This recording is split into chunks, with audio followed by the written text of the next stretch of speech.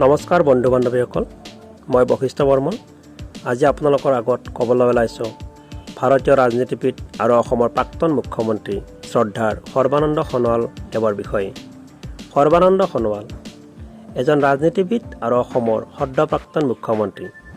তেখেতৰ জন্ম হয় 1962 চনত অসমৰ ডিব্ৰুগড় জিলাৰ দিনজানত। 2014 চনত তেখেত লখিমপুৰ লোকসভা সমষ্টিৰ পৰা নিৰ্বাচিত হৈ ভাৰত চৰকাৰৰ যুৱ কাৰ্যক্ৰম আৰু ক্ৰীড়া মন্ত্ৰালয়ৰ স্বতন্ত্ৰ কেন্দ্ৰীয় ৰাজ্যমন্ত্ৰী হিচাপে কাৰ্যনিৰ্বাহ কৰিছিল। ইয়াৰ পূৰ্বে তেখেত ভাৰতীয় জনতা পাৰ্টিৰ অসম প্ৰদেশৰ সভাপতিৰ দায়িত্ব পালন কৰাৰ উপৰিও 2004 চনত ডিব্ৰুগড় লোকসভা সমষ্টিৰ পৰাও সাংসদ হিচাপে নিৰ্বাচিত হৈছিল। 2016 চনত তেখেত মাজুলী বিধানসভা সমষ্টিৰ পৰা অসম বিধানসভালৈ নিৰ্বাচিত হৈ অসমৰ চতুৰ্দশ মুখ্যমন্ত্ৰী ৰূপে 2016 চনৰ পৰা 2021 চনলৈ কাৰ্যনিৰ্বাহ কৰিছিল। তেখেতক প্ৰধানমন্ত্ৰী ৰূপে নৰেন্দ্ৰ মোদীৰ দ্বিতীয় কাৰ্যকালৰ দ্বিতীয় কেবিনেটত অন্তৰ্ভুক্ত কৰা হয় আৰু 2021 চনৰ 7 জুলাইত কেন্দ্ৰীয় কেবিনেট মন্ত্ৰী হিচাপে শপত গ্ৰহণ কৰে। ডিব্ৰুগড় জিলাৰ মুলুক গাঁৱত 1962 চনত 31 অক্টোবৰত সৰ্বানন্দ সোণোৱালৰ জন্ম হয়। তেখেত আছিল স্বৰ্গীয় জীৱেশ্বৰ সোণোৱাল আৰু স্বৰ্গীয় দীনেশ্বৰী সোণোৱালৰ নুমলীয়া পুত্ৰ। তেখেতৰ আছিল 6জনকৈ ককায়েক আৰু 2জনী ভনীয়েক।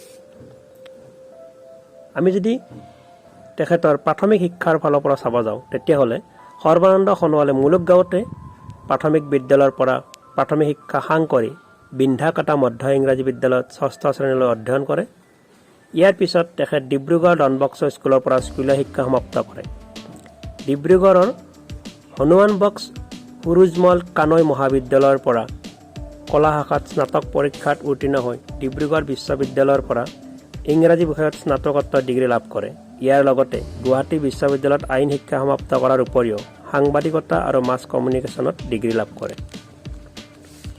ছাত্ৰনেতা হিচাপে মহাবিদ্যালয়ত পঢ়ি থকা দিনৰে পৰাই সৰ্বানন্দ সোণোৱালে সদ্য অসম ছাত্ৰ সন্থাৰ লগত জড়িত আছিল আৰু 1992 চনৰ পৰা 1999 চনলৈ সন্থাটোৰ সভাপতিৰ দায়িত্ব বহন কৰিছিল।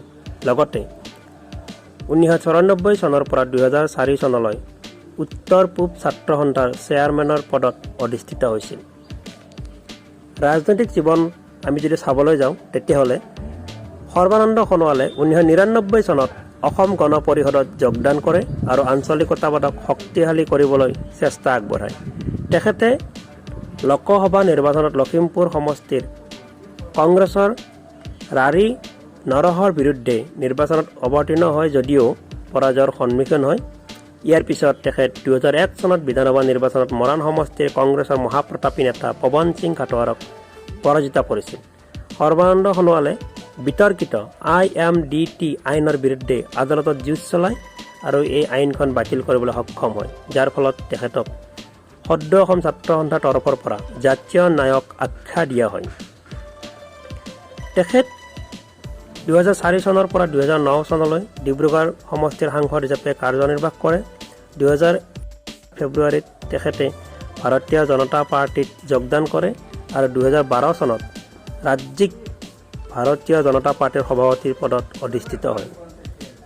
2014 চনৰ লোকসভা নিৰ্বাচনত লখিমপুৰ সমষ্টিৰ পৰা নিৰ্বাচনত খেলি ভাৰতীয় জনতা পাৰ্টিৰ সাংসদ হিচাপে নিৰ্বাচিত হয়।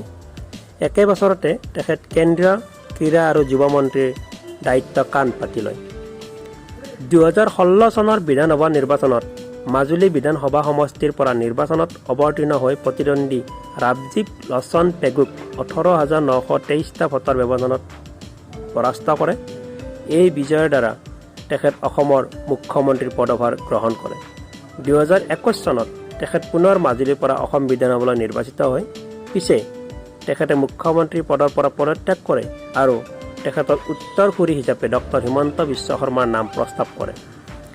2021 চনৰ 7 জুলাইত তেখেতক প্ৰধানমন্ত্ৰী ৰূপে নৰেন্দ্ৰ মোদীৰ দ্বিতীয় কাৰ্যকালৰ দ্বিতীয় কেবিনেটত অন্তৰ্ভুক্ত কৰা হয় আৰু বন্দৰ, জাহাজ আৰু জলপথ মন্ত্ৰালয় লগতে আয়ুষ মন্ত্ৰালয়ৰ গুৰু দায়িত্ব প্ৰদান কৰা হয়। ধন্যবাদ।